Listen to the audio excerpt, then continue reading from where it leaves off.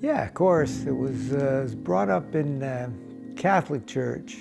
There was a void, and I didn't believe in what was going on in the Catholic Church, so I was kind of searching, but I was also into the world at that point and into the stuff of the late 60s, early 70s that people got into when they didn't have the Lord, and did some of that. When I came to Yukon, I met my wife.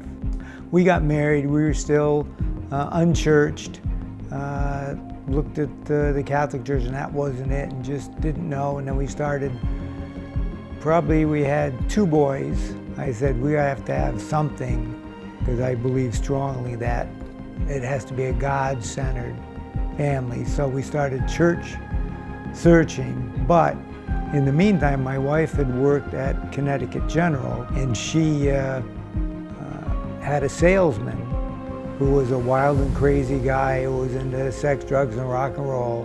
And he went out on the road, and probably a year later, maybe, he came back, and she heard that he was back.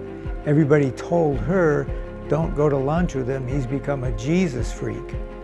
And it was like, whoa.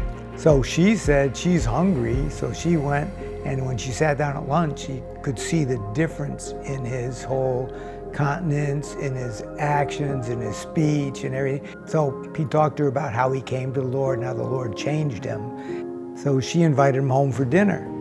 So I'm going, a Jesus freak, really? Because I remember them in Yukon, and that wasn't what I was looking for sure. But he came and just affected us so much that we ultimately accepted the Lord. She was really impressed with that, and then he told us we had to get baptized. So we said, sure. You know, that was the next step. Okay, he explained it. We had no problem with that. So that's how we came to know the Lord. I think I was 33 at the time.